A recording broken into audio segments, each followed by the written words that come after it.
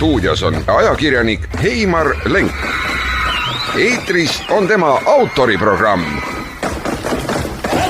Signatuur üldjoontes ei valeta, nii ka täna hommikul, kui ongi see taas juhtunud. Heimar Lenk on stuudios, meil on käsil 30. märtsikuu päeva hommik, kell on 8 ja aasta on siis 2026, et oleme kõiges konkreetsed ja täpsed. Juues on mõnus kevadhommik, Heimar on oma jope kenasti varna riputanud, täna tal ei olegi suurt ajalehe patsakat kaasas, aga on niisugune mapp, kus vahel on kõik stsenaariumid ja värgid kirjas ja ma olen väga põnevil teada saamaks, millele siis kuulus ajakirjanik rõhuma hakkab täna hommikul. No aitäh, Meelis, heade sõnade eest ja kiitmise eest ja tore, et sa oled optimistlikus meeleolus siin kevad hommikul. No ma olen ka üldiselt. Aga no mida me räägime, eks me peame ikka kirruma, ega midagi head öelda ei ole. Peale selle, et ilm on ilus ja elame ilusal Eestimaal ja oleme elus ja bensiini ka veel saab. Aga muidu on niimoodi, et mul on värske uudis, sa võib-olla ka hommikul nüüd vaatasid juba portaale. Eesti on jälle tõusnud Euroopas number 9 ühe saavutusega. Ma ei tea, kas sa tähele panid? Aga mind see täielikult rabas jälle. Me elame ju ühiskonnas Eestis, kus kogu aeg valetatakse rahvale. Räägitakse pooltõdesi või vale juttu või räägitakse, et metsa raiutakse nii palju, kui vaja on ja mets kasvab kiiresti juurde ja midagi hullu ei ole ja rahvas kuulab ja ütleb, et on hullemaid aegu olnud ja küll me hakkama saame ja ei süvene aga ärimehed muudkui võtavad metsa maha ja siis teevad raha aga rahvast uinutatakse jutuga, et kõik on normaalne. Ja nüüd eile õhtul või õigemini täna ööse kella 1 paika on tulnud uudis, siis see on läbi Postimehe, Ülle Harju on selle toimetanud ja seal on nüüd Euroraporti värske uudis Eesti kohta. Ja nüüd tuleb välja, et muidugi keegi enam ei ehmata, me oleme kõikides asjades negatiivselt esimesed. Tuleb välja, et Eesti on nüüd siis kõige suurem metsaröövel kogu Euroopa Liidus. See tähendab seda, et Euroopa riikidest on Eesti kõige rohkem raiunud metsa maha üle lubatava normi. Kuigi meile öeldakse iga päev, ma kuulen, keegi räägib RMK-st ja riigimetsa sellest majandist, et võetakse nii palju, kui on tarvis ja midagi hullu pole juhtunud. Nüüd on otse Euroraport, siin on laua peal mul ja siin on kirjutatud otse. 1/3 võrra raiub Eesti igal aastal metsa rohkem, kui juurde kasvab ja kui on lubatud. Ja see on ainukene riik, kes Euroopas, jutt on Euroopa Liidust nähtavasti, mitte kõikidest Euroopa riikidest. Ainuke riik Euroopas, kes raiub rohkem, kui juurde kasvab. Ja mis selle ühine nimetaja, selle uudise ühine nimetaja on, Eesti on taas must lammas, nagu on kirjutatud, ja mina omalt poolt lisan juurde, et me oleme jälle näidanud, et me oleme kõige ahnemad inimolevused siin Euroopa Liidus. Me enam ei hoia oma metsa ka ja valetame rahvale, et kõik on korras. Peale selle veel erametsa omanikud on ju ka suures osas kõik oma metsa maha müünud suures raha hädas ja huntide hirmus. Ja lihtsalt paneb mõtlema, et kas me tõesti peame olema nii ahned, aga kui me tuleme järgmise Euroopa uudise juurde, siis me näeme, et jah, me oleme kõige ahnemad ja kõige viletsamad ja vaesemad. Paneb mõtlema. Ja tulebki, siin on jällegi mul paber laua peal lastud internetist välja, värske uurimus, muide, mida avaldas ainult pisikese sellise nupuna, mis tal oli 20 rida, Õhtuleht ühe veere peal. Aga lugu on selles, et Euroopa Liidu siis Statistikaamet Eurostat avaldas andmed, kus selgub, et Eesti on kõige kiiremini majanduses alla käiv riik ja majanduslangus kiireneb. Kuigi ma kuulsin siin Eesti Panga prognoosist, et öeldi, et järgmisel aastal või juba on märgid, et hakkab paranema. No Euroopa seda ei näe, no ma arvan, et see Eurostati uurimus on võib-olla ikkagi natukese kainemalt tehtud ja mitte niivõrd lastud siis niimoodi kallutada, et rahvas ikka saaks aru, et riik väga hästi majandab ennast, aga tuleb välja, et praegune võimuliit ei suuda üldse ennast majandada või riiki majandada ja majanduse kehva käekaiku siis näitab selles uurimuses tõsiasi, et 22. aastast peale ei lähene meie majandus enam kaugeltki Euroopa keskmisele, vaid jääb sellest hoopis kaugele maha. Ja meie kõrghetk oli 21 aasta, kus me olime seal Euroopa keskmisele majanduskasvu näitajale lähedal, 85% olime seal sellest keskmisest, aga nüüd me oleme 79%, Leedu muide 88%, väga kõrgelt niimoodi meist ees ja tuleb välja, et Euroopas Liidus siis tuleb välja nähtavasti ja oleme me siis vaesemad Rumeeniast, ühe pulga peal isegi, et see on ikkagi väga hullud näitajad, oleme vaesed, raiume oma viimase metsa maha, varsti hakkame fosforiiti ka müüma ja niimoodi oleme ja alles see oli, kui Ansip Reformierakonna esimehena ja peaministrina istusin Riigikogu saalis, kui ta kogu aeg kordas, et meil iga aastaga kõik läheb paremaks, vahe vaeste ja rikaste vahel väheneb, elu näitab, et hoopis suureneb ja tema kuulus hüüe, läheme Euroopa viie rikkama riigi hulka, on nüüd leidnud siis praktikast tõestamist, et see oli ka suur vale ja vale lootus. Me oleme Euroopa riikidest majanduse arendamisel ja arenemisel viimasel kohal, ühtlasi ka vaesusega viimasel kohal. Ja siin on ilus meenutada Alar Karise, meie tasakaaluka mu meelest presidendi sõnu, kes ise loomustas siin mõni aeg tagasi ühes kõnes seda Eesti majandust ja ta ütles niimoodi ja tegi paralleeli, tõmbas rattaspordiga, jalgrattaspordiga, kus ta ütles, et Eesti on küll sadulas, ent ükskõik kui kõvasti me ka nüüd edasi väntame, kiiremaks meie sõit enam ei muutu. Nii et mis ette võtta, seda ei tea, kuulen siin neid partei koosolekuid, mis siin oli nädalavahetusel Eesti 200 võimupartei, Kristiina Kallas muudkui annab lootusi tulevikuks, et kõik nemad hakkavad kohe Eestit parandama. No ma küsin, et miks te siis ei paranda, praegu istute ju ja nende võimutugitoolides ja peaks midagi otsustama, aga paistab, et nad ei suuda midagi otsustada.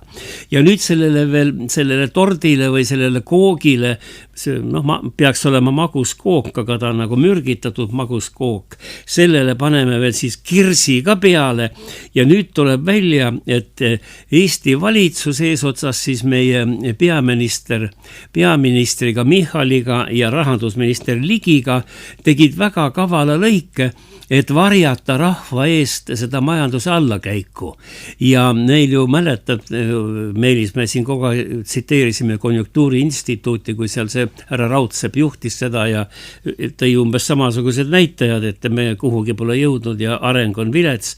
See Jürgen Ligile ei meeldinud, ta kukkus siis viskama neid kaikaid kodarasse sellele Konjunktuuriinstituudi juhile praegusele Tallinna linna peale. Ja siis nad tegid sellise asja, et juba siis Raudsepp tundis, et teda vist lastakse kohe lahti selle koha pealt, et ta räägib liiga avameelset ja liiga õiget juttu. Teda ei jõutud lahti lasta, aga tehti hoopis teine kaval nipp. Konjunktuuriinstituudi käest võeti ära majanduse uurimise programm ja see anti Statistikaametile. Statistikaameti direktor vahetati välja, et oleks kuulekam kui eelmine.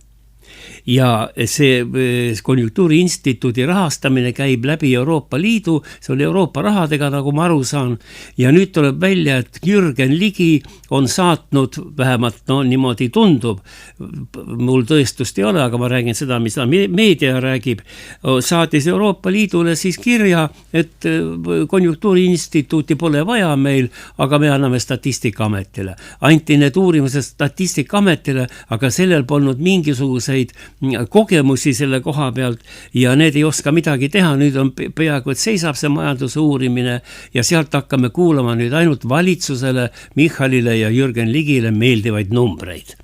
Ja asi on nii hulluks läinud, et ikkagi see on suur skandaalne lugu. Tegelikult peaks Konjunktuuriinstituudi taolisi asutusi olema igas Euroopa Liidu riigis, kes siis enam-vähem kainet arvestus peaks ja ütleme siis kohaliku võimust nagu mööda minnes rääkima siis ausalt inimestele, mis majanduses toimub. Aga seda nüüd Eestis enam ei ole, see muudet ümber ja see on tegelikult ühest küljest on see korruptsioon ja teisest küljest on see poliitikas täitsa kuritegelik akt. Ja nüüd me kuulame, see küsimus tõsteti üles Riigikogu korruptsiooni istungil, tahtis selle küsimust hakata arutama Anastasia Kõlvart, selle komisjoni esimees, aga Jürgen Ligi lõpetas selle koosoleku ära enne, kui see jõudis alata, ei saatnud või ütles siis ministeeriumi inimestelt, ärge kohale minge ja Riigikogu korruptsioonikomisjoni siis häältega hääletati ka see päevakorrast välja, nii et see on niivõrd valus küsimus praegu valitsusele, see pätitemp, mis nad tegid siis Konjunktuuriinstituudiga, et ei lubatud isegi sellesse Riigikogu komisjoni. Ja probleemi tõstis täie hooga, suure hooga siis üles ka ja avalikustas Anastasia Kõlvart, tema on selle korruptsioonikomisjoni esimees ja pidas siis ka kõne Riigikogu toolis ja me nüüd kuulame, ta räägib selle asja ka veel korraks lühidalt üle, kuidas moodi lihtsalt külma käega, külma kõhuga võetakse ühelt asutuselt, kes tegi enam-vähem head tööd ja oli enam-vähem aus, muidugi ta oleks võinud veelgi ausam olla, oleks veelgi hullemad numbrid tulnud, aga ka see pandi kinni, sest Jürgen Ligi rahandusministrile ei meeldinud uurimuse tulemused, talle ei meeldinud, et talle tõde näkku öeldakse. Kuulame, mida rääkis siis Anastasia Kõlvart Riigikogu kõnetoolist. Tõesti, täna Reformierakonna Eesti 200 saadikud hääletasid korruptsiooni vastase erikomisjoni istungi maha, kus siis oli planeeritud käsitleda poliitilist sekkumist majandusanalüüsidesse. Ja ma usun, et kõik mäletavad Konjunktuuriinstituudi analüüsi, mis puudutasid tarbijakindlust, ettevõtjate kindlust ja mis tegelikult tõid väga selgelt välja, mis olukord Eesti riigis on. Ja valitsusele muidugi üldse ei meeldinud need uuringud. Me mäletame, kuidas Jürgen Ligi pidevalt kritiseeris isegi peaminister. Ja mida siis tehakse, kui uuringud ei meeldi? Võetakse siis uuringute tegemise võimalused selle asutuse käest ära ja otsitakse võimalused, kuidas siis uuringut teha sobivamaks. Ja siit me liigumegi järgmise selle etapi juurde, kus ongi välja tulnud, et Konjunktuuriinstituut, kes on kusjuures pea 30 aastat teinud neid uuringuid, enam neid uuringuid ei tee. Neid hakkab tegema äkitselt Statistikaamet. Järgmine väga huvitav fakt, mis sai juba välja toodud. Rahandusminister Jürgen Ligi teatas sotsiaalmeedias juba novembris, et Konjunktuuriinstituut neid majandusuuringud uuel aastal ei tee. See on fakt. Aga probleem ongi selles, et ta andis sellest teada enne seda, kui hanke tulemused olid avalikud. Et kuidas sai Jürgen Ligi teada seda, mida otsustab Euroopa Komisjon, mitte tema. Võib-olla seetõttu, et tema oli ikkagi see otsustaja ja suunaja. Ja siin lähebki asi huvitavaks. Nimelt on tõesti erikomisjonini jõudnud erinevatest allikatest info, et ministeerium saatis toetuskirja Euroopa Komisjonile, et nemad eelistaksid hankes Statistikaametit, mitte Konjunktuuriinstituuti. Nüüd Majandus- ja Kommunikatsiooniministeerium on seda eitanud. Aga nüüdseks on kogu see küsimus liikunud Rahandusministeeriumi haldusalasse, see on ka hiljutine otsus. Ja nüüd täna minister ütles otse välja tegelikult, et võimalik, et tema selle kirja saatis, kui Euroopa Komisjon palus. Ja ütles ka otse välja seda, et kui ta selle saatis, siis kindlasti mitte Konjunktuuriinstituudi toetuseks.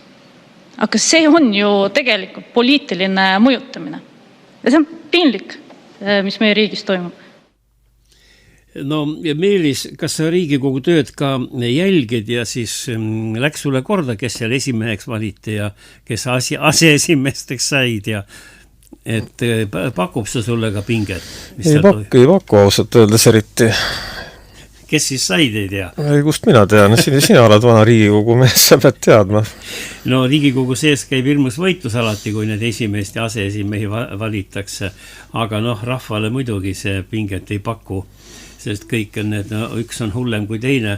Nagu eile ütles raadiosaates, räägime asjast, vana Helme, Mart Helme, et te vaadake neid nägusid, kes meie riiki juhivad. Et siis on teil kõik selge. Ja Õhtuleht kirjutas siis selle Toompea valimiste kohta niimoodi, et tegemist on justkui televisiooni vana seriaaliga, kus tegelased on ühed ja samad, osatäitjad on samad ja midagi ei muutu ja mingit tulemust ka seriaalis ei selgu. No nii ta oli, siis 4. korda sai esimeheks Lauri Hussar. Ma ei tea. Õhtuleht küsib, et mida siis Hussar aastate jooksul teinud on. Ja Õhtuleht vastab ise sellele, et Hussaril on ette näidata vaid hulk ümmargusi ütlemisi. Et tähendab, kõik tema ütlemused on sellised, milles keegi aru ei saa, niivõrd ümmargused ja niivõrd mitte midagi ütlevad. Ja nagu näiteks eriti tark ja tähendusrikas ütlemine, lahendus on see, et tuleb leida lahendus. See on see kuulus lause, mis Hussar välja ütles, see käib isegi nüüd ühe raadiosaate peas. Aga selge on see, et alati lahendus ka ei leia. Ja Hussarist räägime, teeme siis väikese sellise huumorihetkega siia, kuigi see huumor polegi tegelikult, kõik juhtus Riigikogus. Et pool aastat tagasi läks Hussaril raskeks EKRE parlamendi liikme Kalle Grünthaliga hakkasid nad võitlema. Ja Grünthal ehitis siis ette, et Lauri Hussari käitumine ei ole härrasmehelik ja üldse, et ta ei ole nagu tasemel mees ja olevat siis öelnud Lauri Hussar Kalle Grünthali öelnud, kui nad koridoris kokku said, et kas sa tulid siia Riigikokku seakatku tooma või seakatku pisikut. Siis Grünthal vihastas ja tuli Riigikokku ja võttis kaasa suitsetatud seapea ja siis tuli ja sokutas selle siis Lauri Hussari sinna spiikri laua peale, kuigi Lauri karjus kogu aeg, et mingisuguseid toidupoolist ei tohi siia saali tuua. Ja kuulame selle, see on üleval internetis, et tore vahepala, kuulame, kuidas siis Hussarile kingiti seapea, suitsetatud seapea EKRE partei poolt.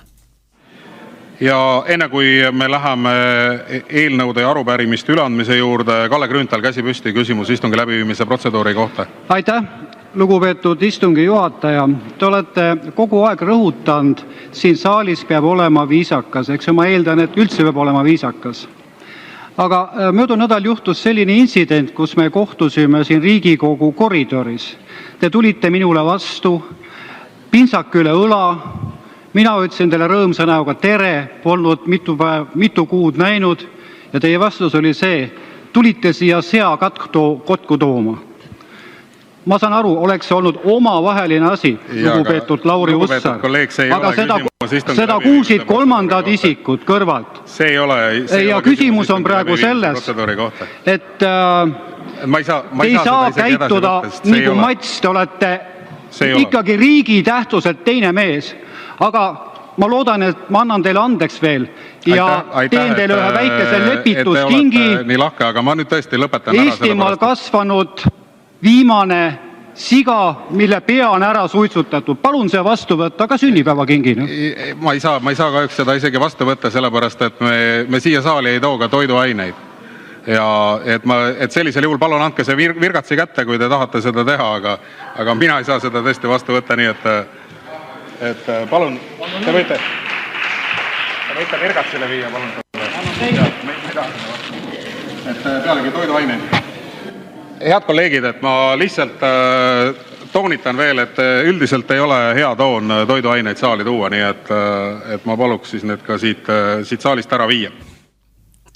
No igal juhul video peal on selgelt näha, et see seapea pandi siis Hussarile sinna selle Riigikogu haamri kõrvale lauale ja no eks ta oli segadus, ei tea mida teha.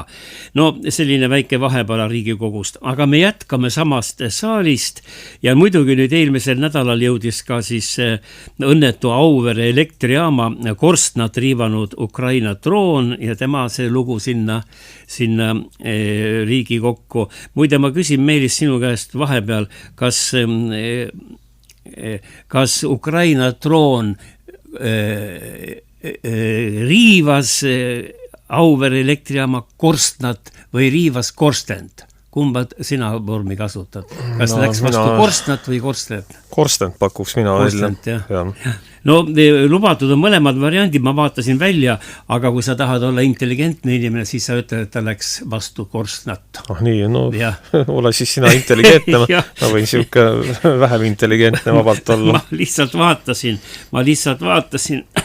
Muide, kas sa kuulsid, et õigekeelsus sõnaraamat andis välja väikese lisaraamatu? Ei ole veel jõudnud kuuldagi. No vaat sa pead endale ostma seda ja on siin sul seda siis sirvida ja tsitaate tuua. Sinna pannakse nüüd sisse või on pandud juba on ta müügil, on sisse mandud need sõnad, mis suurest sõnastikus välja jäid. Need roppused ja obsöönsused. Need nilbused ja kõik rahvas ei olnud rahul, et miks siis tänava seda kõne ei ole toodud sinna. Mul ei ole isegi suurt õigekeelest sõnaraamatut värsket soetud, vahepeal said otsa, ta oli suur defitsiit. No nüüd tuleb osta ära, siis sa oled tõeline eestlane, sest ilma selle raamat, see on viimane ka, mis tehakse üldse. Ongi, jah. Enam õessid, kõik tulevad nüüd juba internetis ja moonutatud. Ja siis nüüd me seda Ukraina drooni võimatu on teda nüüd siin ka meie saates nüüd lahata lõpuni ja midagi teada saada. Algul oli ta Vene droon ja siis ta oli Venemaalt tulnud droon ja lõpuks selgus, et ta on ikkagi Ukraina droon ja ma ei tea, kaua vaieldi, ma ei tea, mille üle vaielda, kroonitükid olid Auvere põrandal maas seal, mine vaata, mis sinna peale on trükitud, kelle droon ta on ja on teada, millised droone keegi kasutab, aga minu meelest oli seal jälle kõik see pressikonverents ja kõik see asi oli väga äppu meil. Aga Riigikogu saali ta jõudis ja Mart Helme, EKRE aseesimees on tema, eks ju, Riigikogu liige, siis hakkas uurima peaminister Kristen Michali käest selle drooni asja tähendab. Ja siin ongi huvitav kuulata seda Mart Helme küsimust, mitte niivõrd vastust, sest Kristen Michal vastas nagu tavaliselt mitte midagi öeldes ja asjale hoopis teist rõhku seades, et drooni tulekus on süüdi Putin ikka, ta ütles otse välja. Aga küsimus oli huvitav ja kuulame siis seda, mida Mart Helme küsis ja siis me saame ka teada, mis siis need negatiivsed jooned selle asja uurimuse juures on, mis kohe rahvasaadikutele silma torkavad. Nii et siis Mart Helme ja droonide lugu Riigikogus. Aitäh, härra esimees, lugupeetud Kristen Michal. Aastal 2020 andsin ühe intervjuu Soome ajakirjanikele ja ütlesin, et Eesti vajab ja mitte ainult Eesti NATO kõrval ka plaan B-d, sest rahvusvaheline olukord on turbulentne ja võib juhtuda igasuguseid asju ja seetõttu peaks olema ka mingi tagavara plaan. Loomulikult sain ma selle eest siis kõvasti nahutada ja aga tegelikult praegu me näeme kas või selle sama Hormuzi väina intsidendi ja selle ümber keerlevate juttude taustal, et mul oli jälle õigus. Nii, 2020, tuleme selle aasta juurde tagasi, tegime koos Martin Helmega ettepaneku, et valitsus eraldaks raha õhutõrje võimekuse tekitamiseks Eestile ja mäletan väga hästi seda istungit, kus viibis ka tollane Kaitseväe juhataja Herem, kes kargas püsti nagu ussist nõelatud ja teatas, et talle ei ole seda vaja. Nüüd meil oli siin suvel oli intsident, kus meil kukkus alla Elva lähedal droon. Uuriti ja puuriti, aga ega selle uurimise tulemusi väga avalikkusele tututatud ei ole. Nüüd täna öösel oli meil uus intsident, samasugune intsident oli ka Lätis. Sarnane intsident oli paar päeva tagasi Leedus. Õhutõrjet meil endiselt ei ole, ehkki meil on 5,4% SKP-st kaitsekuludele eraldatud. plaani B-d NATO teemal meil ka ei ole. Ma küsin nüüd, te olete päris mitmed aastad ka olnud meil peaminister, mis see meie plaan siis on, et Eesti tegelikult kindlates kätes kaitstud oleks? Aitäh! Ka parima tahtmise korral tõenäoliselt kõiki võimeid me soetada ise kohe korraga ei saa, võib-olla aja jooksul on see võimalik. Kaitsekulud on tõepoolest 5,4%, see on ajalooliselt kõrgel tasemel. Jah, see on minu valitsuse ajal nii olnud ja see on vastus tegelikult Putini ohule, sellele Venemaa ohule, et te just kui opereerite Putinit nimetamata, aga nimetame siis selle probleemi ka ära. Probleem on ikkagi Putin. Vaat sellise vastuse saime, muidugi see vastus oli pikem ja keerukas, nagu tavaliselt ikka keerutatakse sealt vastustes, mis on Riigikogu infotunnis, keegi otse midagi ei räägi. Aga huvitav on see, et ka praegu peaminister, nagu me kuulsime, ütles, et et jõuame ja kõik võtab aega, aga nüüd tekib küsimus, et aega on ju olnud nagu väga kaua ja väga palju. 2014 puhkes Ukraina sõda, 22 läks aktiivsesse nüüd öelda faasi ja droonisõda käib Ukrainas, käib praegu seal siis Pärsia aladel Iraanis. Peaks nagu kogemusi olema, aga meie alles alustame ja peaminister ütleb, et aega mööda, küll me saame, et kuhu me niimoodi jõuame. Ja huvitav on see, ma ei tea, kas rahvas on tähele pannud, et pärast seda siis, kui see droon, eks ju nüüd veel riivas seda korstnat seal, siis anti ju pressikonverents, seal oli kohal kõik kapo juht ja siseminister Taro ja kõik asjaomased kinnitasid, et absoluutselt kõik on tehtud, mis teha oli võimalik. Ma usun, et tehti seda, mis on võimalik, kuid tegelikult, ja nüüd tulebki huvitav koht, pärast seda pressikonverentsi tuli uudis, et riigisekretär Keit Kasemets saatis kooskõlastusringile seaduseelnõu, millega antakse Kaitseväele ning Politsei- ja Piirivalveametile, see on see PPA, laiemad õigused rahu ajal tõrjuda droone ja neid seirata. Tähendab, seaduseelnõu alles läks sisse või on praegu Riigikogus, et politsei võib siis mõne drooni sealt jahipüssiga alla lasta. Muide, see pole nali, see jahipüss, sest Ukrainas seal lastakse nendest tavalistest püssidest ja automaatidest neid alla üks jagu. Nad on ju väga madalal ja kui sa püssiga pihta saad, siis on see droon lõhki. Aga meil tähendab, ei olnud siis siiamaani politseil ja piirivalveametil õigusigi droone tõrjuda. Ma sellest aru ei saa, et kus me oleme, et miks nii hilja, tuleb küsimus. 4 aastat on aktiivset sõda, 5 läheb keset Euroopat. Ainult droonisõda edasi-tagasi, aga meie tuleb välja, ei ole valmis, õhutõrjet pole, seda pole, mitte midagi pole ja lõpuks ei saa ka aru, kelle droon see maha on kukkunud, kuigi droonid kõik on märgistatud seal oma tehase selle signatuuriga ja nii edasi.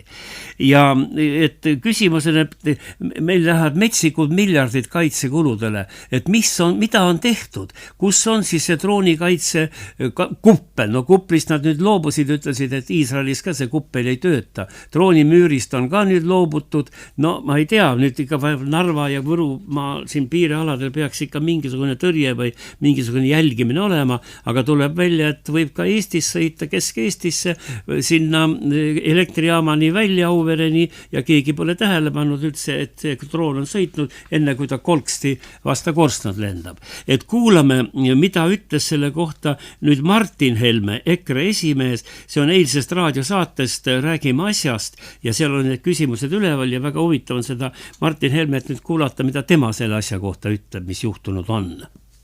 Et me oleme nüüd 4 aastat ja selles sõjas, see sõda on käinud 4 aastat, on meile räägitud, kuidas me kulutame raha ja me ehitame oma riigikaitset ja meil ei ole idapiiril, Narva piiril, ei ole seirevõimekust, ei ole tõrjevõimekust, ei ole isegi elanikkonna teavitamisvõimekust, see ka jälle kukkus läbi. Ehk siis täielik bardakk, absoluutne kaitsetus. Ja siis räägitakse, kuidas me 26. 27. aastal saame endale selle ja teise. Vabandust, 4 aastat on sõda käinud. Et mida te vahepeal teinud olete? Droonimüürist rääkinud, no nüüd ütlevad, ei droonimüüri ei ole ja ei tule, seda ei ole võimalik teha. Ja mida veel öeldakse, mis on minu meelest kõige rohkem teeb nagu muret, et ega neid asju hakkab veel juhtuma. Mis see tähendab? Minu meelest, võt see, mis sa ka ütlesid, et see ei olnud tegelikult Vene droon. See oli loomulikult, tuleb eeldada, et see oli Ukraina droon. Ja nüüd on küsimused, mis on vajavad vastused.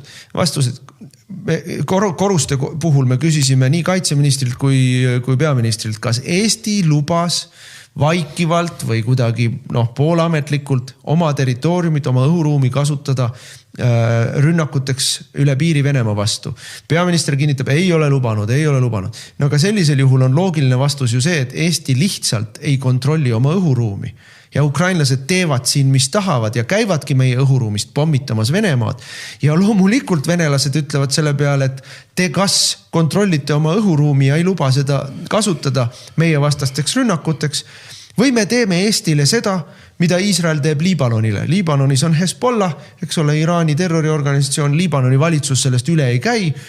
Iisrael pommitab Liibanoni need tükid taga. Ja kui selle drooni intsidendi puhul siin on nagu kaks suurt nagu teema püstitust. Esimene on see, et Reformierakond, Eesti 200, kes on valitsuses olnud, siseministrid, kaitseministrid, peaministrid, kaitseväe juhatajad ja politsei piirivalveameti juhatajad on läbi kukkunud Eesti riigi kaitsmisel. See juhtus Korustes, see juhtus Auveres, see juhtus siis, kui Vene lennukid panid läbi meie õhuruumi sinna, millal nad sõitsid sinna sellesse Kaliningradi, siis lõpuks keerasid ära, kui Rootsi tõstis oma lennukid õhku. Mingit kindlasti kätes Eestit ei ole, mingit kaitstud Eestit ei ole, mingit NATO vihmavarju ei ole.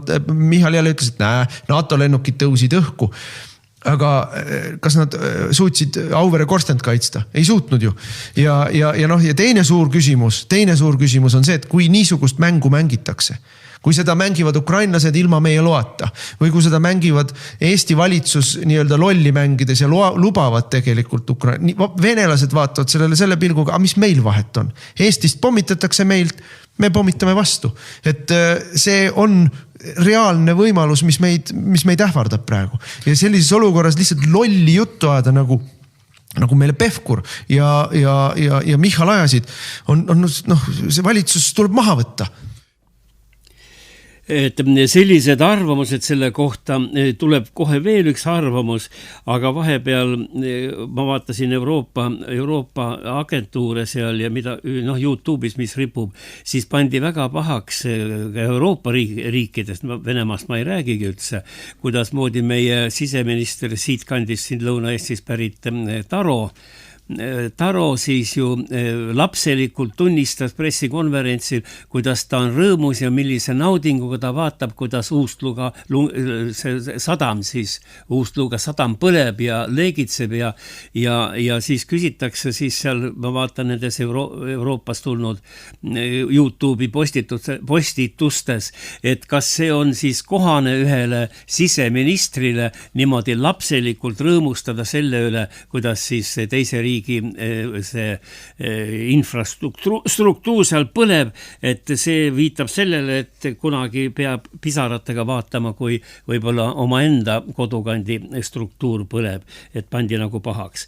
Aga siin praegu selle asja juures, mis me räägime, me rõhutame seda, et Vene droon või Ukraina droon või ükskõik kelle droon, et me ei suuda teda maha tõmmata siis ja ei suuda teda avastada ja ta teeb kahju seal elektrijaamad. Nüüd ministrid ütlesid, et kui sõjaks läheb, siis elektrijaamad, mis on seal piiri lähedal, need nagu nii hävivad. Ma ei tea, kui sellist juttu rääkida, kas see on kohane või mitte kohane, aga Varro Vooglaid tõi veel välja ühe väga huvitava tahu selle asja juures.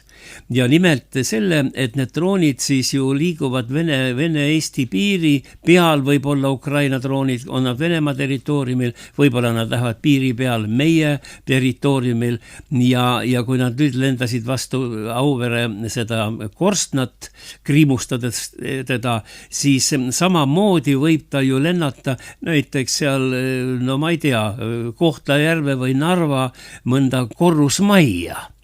ja seda Vooglaid nüüd räägibki, et ta võib Ida-Virumaa elu majja sisse põrutada, kus elab võib-olla 4-5 vene keelt rääkivat perekonda. Aga võib-olla need perekonnad on ka vene kodakondsusega. Ja siis tekib üks väga, no kuidas nüüd öelda, huvitav ei ole isegi õige sõna, tekib väga delikaatne olukord, et rünnati Ukraina droonidega Vene kodanikke Eesti Vabariigi territooriumil. Tähendab, Eesti ei suutnud oma elanikke kaitsta ja see annab põhjuse rünnata ka Eestit või õigemini tulla, ametlikult seda vormistatakse kaasmaalaste kaitseks. Ja me kuulame kohe, Varro Vooglaid selgitab selle asja ära ja asja teeb veel hoopis huvitavaks ja hirmsaks, ma ütleksin see, et eelmisel nädalal läbis juba Venemaa Riigikogu või Venemaal on ta siis Riigiduuma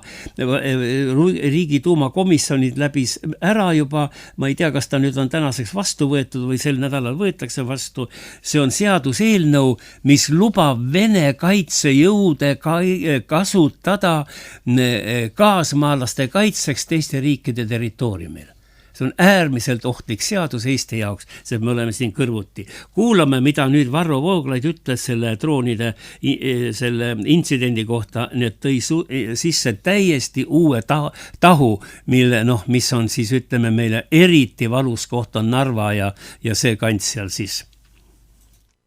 Omaette käsitlust vajaksid küsimused, mis seonduvad meie õhuruumi kasutamisega rünnakuks. See tähendab, kas tegemist on meiega kooskõlastatud tegevusega või meie õhuruumi rikkumistega. Esimesel juhul tekib küsimus, miks puudus eelhoiatusele tuginev jõuametkondade ja kaitseväe kõrgendatud valmidus. Teisel puhul, mis saavad olema meie järgmised sammud?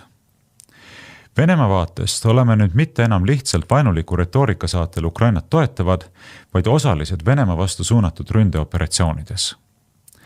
Me kas oleme rünnakute võimaldajad või suutmatud oma territooriumi ja õhuruumi kontrollima. Mõlemad variandid on väga halvad.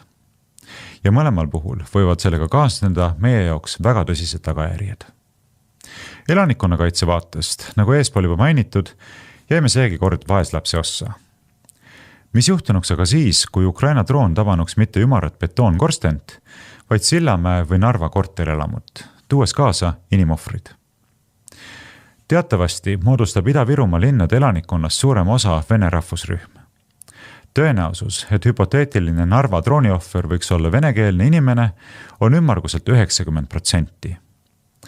Vene emakeelega hukkunuid, niinimetatud kaasmaalasi või koguni Venemaa Föderatsiooni kodanikke, ja neid on Narvas tubli kolmandik, kasutaks oma huvides kindlasti ära Kremli propaganda. Üsna kindlasti kuuleksime väljendeid nagu suunatud hävitamine või avaldusi laadis Eesti ei ole võimeline oma territooriumil elavaid inimesi kaitsma. Siinkohal ei saa vaadata mööda tõsiasjast, et Venemaa kaitseministeerium koostas ja saatis Riigiduumasse seaduseelnõu, mis näeb ette võimaluse Vene relvajõudude kasutamiseks välismaal asuvate Vene kodanike kaitsmiseks. Selle seaduseelnõu kohaselt muudetakse Venemaa kodakondsusseadust ja kaitsetegevuse seadust, nähes muuhulgas ette Venemaa relvajõudude üksuste võimaliku ekstraterritoriaalse kasutamise Venemaa Föderatsiooni presidendi otsusega Venemaa kodanike kaitsmiseks. Vaat niimoodi on lood ja väga kuidagi ähvardavad või sellised, mitte pilvitu taeva uudised. Aga uudised on ka uskumatuid, tuleb meile siin ja see nädal tõi siis uskumatu uudise NATO saatuse kohta. Selgus, et NATO saatus ongi ohus, kuigi varem on sellest ka natuke räägitud, aga nüüd siis president Trump väljendas kohe avalikult, avameelselt oma pahameelt Euroopa liitlaste suunas. Ütles neile, et eurooplased keeldusid pakkumast USA-le materiaalset tuge sõjas Iraani vastu. Minu meelest ta natuke eksib, ta ei tohiks seda NATO tuge sinna väga nõuda, sest NATO on ju loodud kaitseorganisatsioonina, aga seal Iraanis ei ole ju tegelikult USA poolt mingit kaitsesõda, vaid lihtsalt rünnak Iraani maavaradele eesotsas naftale, eks ju. Ja Trump ütles siis niimoodi, et ma tsiteerin, me oleme alati Euroopa jaoks olnud olemas, aga nüüd ma arvan, et me ei peagi seda enam olema, nemad ju meile appi ei tulnud. ja siis eriti hulluks on tal läinud nüüd Suurbritanniaga need suhted ja see juhtus just pärast seda, kui siis Briti peaminister Keir Starmer siis keeldus USA toetama selles Diego Garcia sõjaväebaasi ründamisel India ookeanis. Ja Trump ütles ajakirjanikele pärast seda, et liidus on ta, tähendab Euroopa Liidus, eks ju, on ta väga pettunud ning nimetas olukorda, see on nüüd tsitaat, NATO jaoks proovikiviks ja lubas hakata kohe NATOt ümber tegema, kui mitte plokist lahkuma. Need on Ameerika presidendi sõnad. Noh, muidugi vaevata nüüd lahkub sealt NATOst, aga igal juhul see mulle tundub, et eestlastel ka see suur NATO vihmavarju lootus on no, kas ta nüüd põrmustub, aga see on kuidagi moodi kahtlasemaks muutumas siis Ameerika presidendi Trumpi võimul oleku ajal. Et Euroopat ta ei kannata ja mulle tundub, et ta jätabki siin nii seda Ukraina kui selle Baltikumi siin, no võib-olla rohkem saatuse hooleks. Ei tea, no niisugune tunne on. Aga igal juhul need Trumpi sõnad panevad paljusid õhku ahmima siin maailmas, keegi ei saa aru, mida see Trump siis mõtleb, mida ta tõeliselt tahab. Ja siin meie ajakirjandus tõi ära sel nädalal ajaloolase ja ajakirjaniku ja Ida-Euroopa spetsialisti Anne Appelbaumi kirjutise pikema ja muide see Appelbaum on Poola välisminister Radoslav Sikorski abikaasa ja nende mõlema vaated muidugi on enam-vähem teada, väga Vene vaenulikud, aga see praegu ei puutu asjasse. See Appelbaum siis rääkis Trumpist ja ma tsiteerin, need on nüüd täpselt suure asjatundja sõnad. Jutumärkides kuulame. Donald Trump ei mõtle strateegiliselt, ta ei mõtle ka ajalooliselt, ta ei mõtle geograafiliselt ega isegi mitte ratsionaalselt. Ta ei näe seoseid iseenda otsuste ja sündmuste vahel, mis toimuvad pärast nende otsuste vastuvõtmist. Ta ei arvesta oma otsuste laiemate tagajärgedega ega mõistagi neid. Ja kui tema otsused osutuvad valeks, ei võta Trump kunagi vastutust. Need olid siis Anne Appelbaumi arvamus, sellised mõtted. Siin, miks ma seda tsiteerin, sellepärast, et alles nüüd selle nädala keskel oli siis üks klubi, üks läänemaailma klubi, kus arutati need USA poliitikat, selle kohta on aruanne YouTube'is võib lugeda ja seal tuldi nüüd Appelbaumile otse vastupidise arvamusega välja ja nimelt, et tegelikult on Ameerika presidendiks inimene, arvatakse, et tal puudub igasugune strateegia, nagu Appelbaum ütles, on tegelikult väga tugev, Trump on väga tugev Ameerika strateegia järgija ja nimelt see strateegia töötati välja tema toetajate poolt juba enne valimisi ja see on see sama, et teeme Ameerika suureks, see on esimene punkt, aga põhiline punkt oli, et me saaksime maailma valitsemise tagasi, et me saaksime taas maailma valitsejaks ja nüüd on näha, Venezuela, eks ju, Iraan, nüüd tuleb kohe Kuuba nähtavasti Gröönimaast rääkimata, nii et tegelikult Trump viib täiesti teadlikult ellu ameeriklaste, ma nüüd täpselt ei tea, kes need selle strateegia taga on, aga igal juhul on suund maailma valitsemisele. Mina meenutan kohe või meenub mulle, kuidas ma õppisin Tallinna Nõmme gümnaasiumis tol ajal 10. keskkool ja seal oli õpikutes ikka õige tihti see väljend sees, et USA on maailma sandarm, ühesõnaga korralooja. Ja sellega seoses veel tuli uudis, mida ka meil ära nimetati väga lühidalt küll, aga ikkagi, et see Ameerika poliitika on nüüd seda Euroopat väga, eks ju, harjapunaseks ajanud ja meie armas Kaja Kallas läks jälle Ameerika välisministri või riigisekretäri Marco Rubioga sõnaraksu või sõnasõtta võtta ja Kallas siis esitas talle G7 välisministrite kohtumisel eelmisel reedel küsimuse või sellise nõudmise, et miks USA on unustamas Ukrainat. No Kaja Kallas teatavasti orienteerub välispoliitikas vaid Ukraina ümber toimuvale toetudes, tema suuremaid probleeme ei võta ette, nagu on tähele pandud. Ei ta ole eriti midagi Iraani kohta öelnud, ei me ole Euroopa Liit pole nutnud taga Iraani kohutavaid inimohvreid, seal terved koolid koos 105-160 õpilast saavad korraga surma, haiglaid lastakse Iisraeli poolt tervenesti õhku koos haavatute ja arstidega ja nii edasi, aga Euroopa Liit ei ole seda nagu tähele pannud. Ukraina ohvrite suunas oleme me väga tähelepanelikud, kuigi seal on päevas 1-2 me kuuleme neid ohvreid. No see selleks. Igal juhul Kaja Kallas läks raksu selle välisminister Marco Rubioga. No tuletame meelde,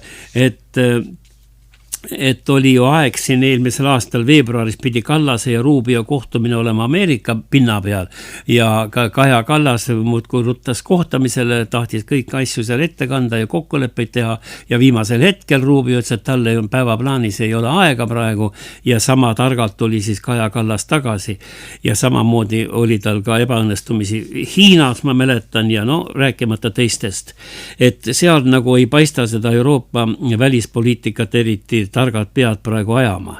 Ja siis sellel kohtumisel, G7 välisministrite kohtumisel läks ikka selliseks sõjasõnaks, et pärast pidi neid Kaja Kallast ja Rubiot pidi isegi lepitatama pärast kohtumist koridoris seal kuskil või kohvikus. Ja igal juhul Rubio virutas Kajale vastu sellise lause, on tsiteeritud uudises, et kui te arvate, et teie suudate Euroopas paremini teha, paremini Ukrainat aidata, siis palun, USA astub hea meelega kõrvale, ütles Rubio siis Kaja Kallasele.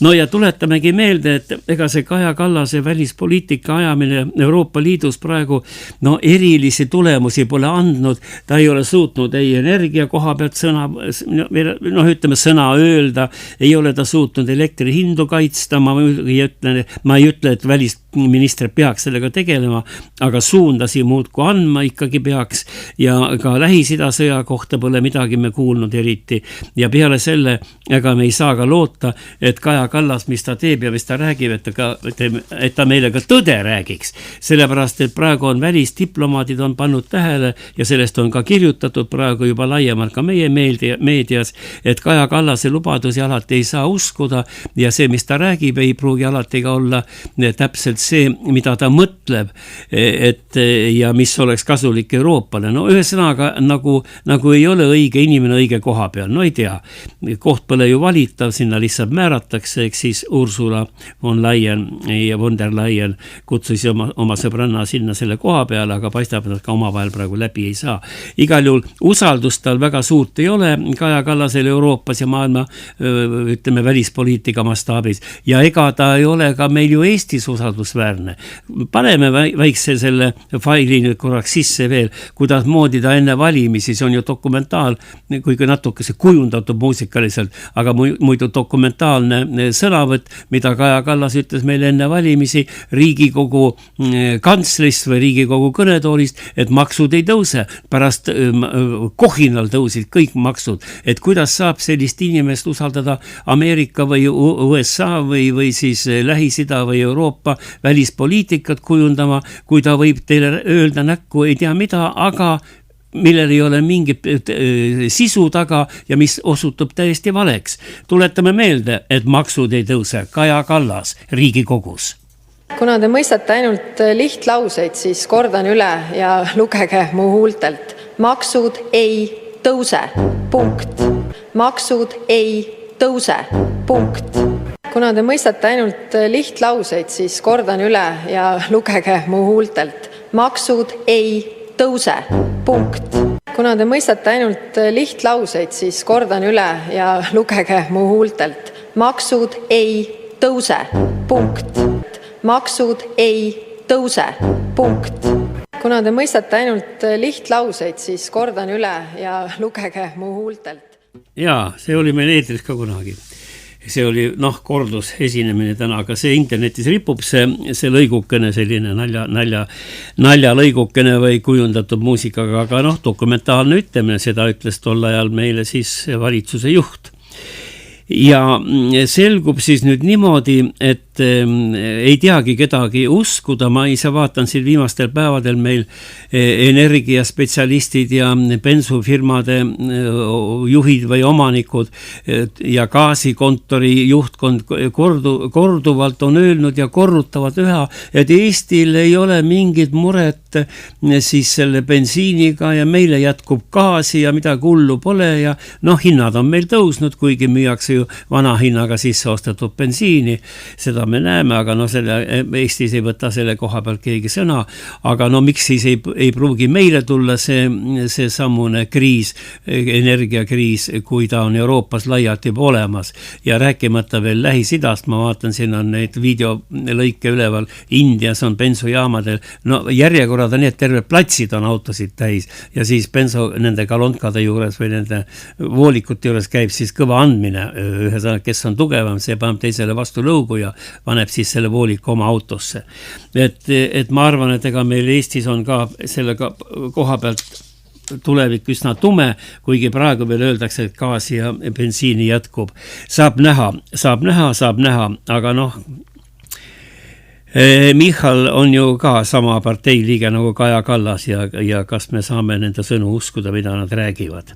Peale selle selgus jällegi üks Euroopa uurimus, saate lõpuks ei olegi meil midagi head öelda, selgub seda, et Eesti elanike elu on allamäge läinud, läheb iga päevaga hullemaks ja nüüd on üks värske uurimus, ma tsiteerin seda, et kuigi valdav enamik Eesti elanikke peab raha säästmist väga oluliseks, ei suuda nad seda teha. Ja nüüd on numbrid sellised, et kui 2022. aastal pani oma igakuisest sissetulekust enam kui poole kõrvale iga 5. inimene, siis tänavaid on neid jäänud 4%. 67% Eesti elanikest ei suuda säästa ja ei investeeri üldse kuhugi, ei pane raha hoiule nii-öelda või raha teenima. Ja andmed põhinevad nüüd Emori uuringus 12–19 veebruar 26. Siis ei olnud seda energiakriisi veel, nii et kui me nüüd loeksime märtsi uuringuid, siis oleks vist täitsa hulluks vajavad näitajad meile. Ja Peaasi veel, on olemas selline portaal Peaasi EE ja tema viis ka läbi ühe uurimuse ja siis selgus, et emotsionaalse enesetunde küsitlus oli selline, et kuidas inimesed emotsionaalselt ennast siis tunnevad ja selgus selline pilt Eesti kohta, et töötajate peamised murekohad on punkt, ühesõnaga meie inimeste peamised murekohad on punkt 1, vaimne kurnatus. 48%, see on pool Eesti rahvast ütleb, et ta on vaimselt kurnatud. See on enne kuulmata. Pooled inimesed on vaimselt kurnatud. Ja 42% on puudulik uni ja nad ei saa puhata ennast välja. Ja depressiooni tunnuseid esineb 3% Eesti elanikest ja üldistunud ärevuse sümptomeid, see on ärevusolek, 34% vastajatest ütles, et ta on pidevalt ärevil. Nii et kui me nüüd tänase saate kokku võtame, siis me näeme, et esiteks oleme viimasel koha peal majanduse arengust, siis me oleme kõige suuremad metsavargad, võiks öelda, hävitame oma metsa ära, enne kui ta küpseda jõuaks ja meile suuremat kasumit annaks. Kolmandaks, me ei ole suutnud endale teha siis kaitsevööndit või ei ole suutnud ennast välja töötada struktuure, mis meid isegi droonide ees kaitseks. Meie ehitame või minu meelest ikka ehitatakse neid juba lõunapiirile, neid punkreid, lootuses, et Vene tankid tulevad ja siis punkrist visatakse granaat, nagu sõjafilmides me näeme teise maailmasõja ajal ja siis tank peetakse kinni ja Eesti võidab. Meil on jutt ainult praegu ju droonide sõjast ja rakettide sõjast ja nagu me me siin praegu juba näeme see üks droon, kui ta oleks nüüd plahvatanud seal Auvere kohal, oleks ka see elektrijaam kutu olnud. Nii et Eestile ma vaatan, ise arvestan, et siia on vaja üks 10 täpselt lastud drooni, siis on kadunud ka valitsusasutused ja alajaamad, elektrialajaamad ja rääkimata veel kütusehoidlatest, et selline on see pilt. Ja lõppude lõpuks oleme kõik veel ka depressioonis ja vaimselt kurnatud, 50% meist on vaimselt kurnatud. Ma ei tea, Meelis, sa oled vaimselt kurnatud või? Jah, ma olen väga vaimselt kurnatud. Milles see väljendub, räägi mulle? No, ma näen sinu peas Donald Trumpi punast mütsi, siis ma kurnatus järjest paisub. Vaata, Meelis, tõepoolest mul on punane müts peas ja seal on see Trumpi loosung, et teeme Ameerika suureks. See on suveniirmüts, aga ma arvan, et meil tuleb mõni saade lähiajal, kui ma selle mütsi maha võtan. Ja aga Trumpil on maga, siis on miga, aga kuna mega tuleb, ehk Make Estonia Great Again, on see silmapiiril või? Me oleks pidanud ammu seda tegema. EKRE ütles, et 2 miljardit aastas on läinud kaitsekulude peale. No kus on meie kaitsetööstuse tulemused? Kus me näeme? On meil siis nüüd need mööda maad roonivad ilma juhita need tankid vist midid olema? Kas me oleme Eesti droone näinud? Kas me oleme Eesti mürskudest midagi kuulnud? Aga raha on läinud ja 4 aastat on suurt sõda olnud, kus me võik iga sammuga saab õppida, kuidas tänapäeva sõda välja näeb.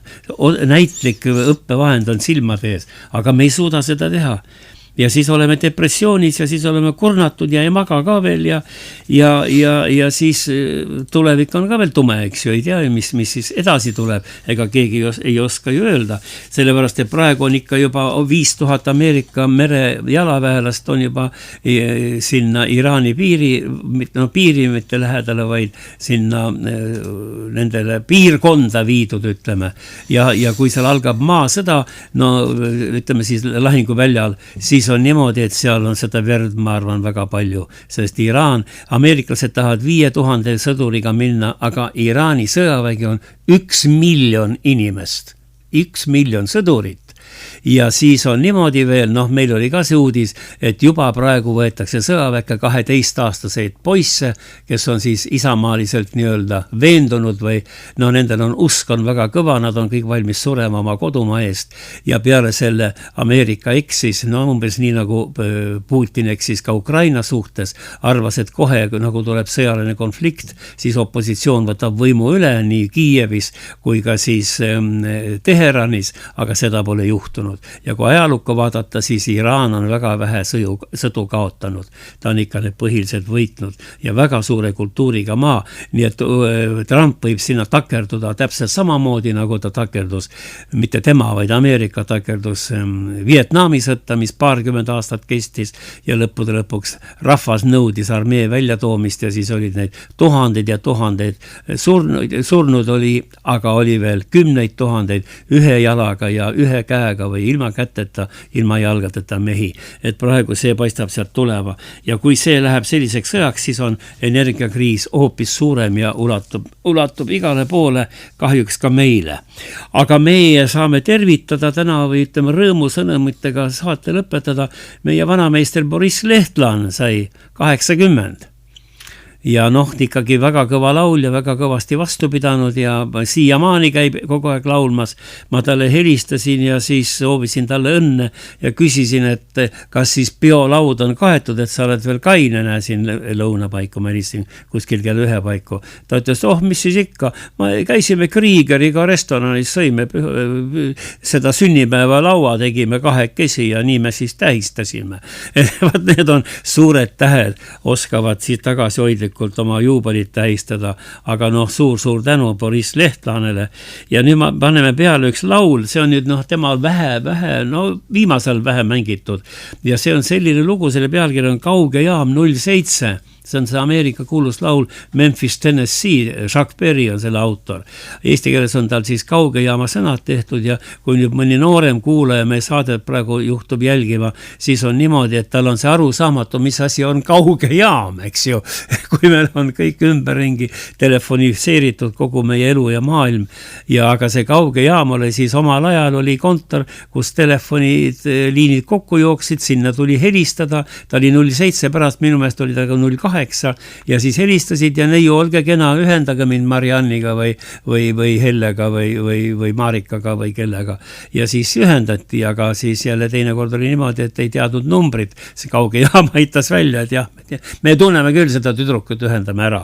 Ühesõnaga selline lugu on Eesti kohta meil öelda, mis me täna siin rääkisime, loodame, et mõni teine saade tuleb siis optimistlikum, aga püüame olla ja rääkida seda, mida elu toob ja mida elu näitab, mitte ei käitu Jürgen Ligi moodi, kes kohe siis vahetab klaverimängija välja, kui talle laul ei meeldi. Boris Lehtlan ja Kauge jaam 07 ja aitäh kuulamast. Head Kagu Raadio sõbrad.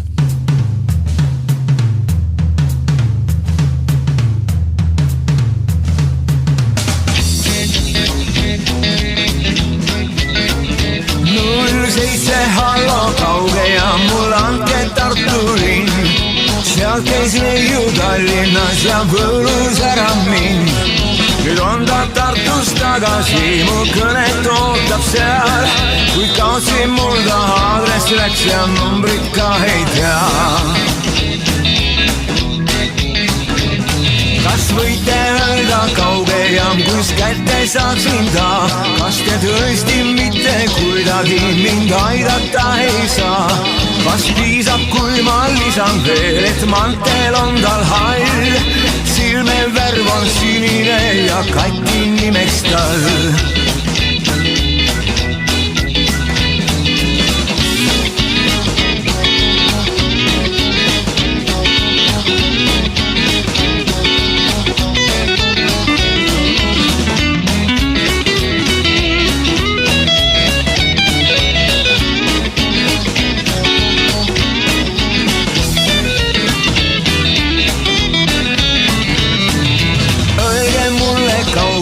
Mis on nii elu väärt, Tartust ei too telefon mu kõrvu kati häält. Ta meeldib mulle hirmsasti, mind võlus ära ta. 3 päeva järjest mõtelnud, vaid temast olen ma. Kas ma õnnest loobuma nüüd selle pärast pean, et kaotsin mul ta aadress läks ja numbrit ka ei tea. 07 hallo Kauge ja ma tõesti palun teid, te leidke üles õige liin ja ühendage meid.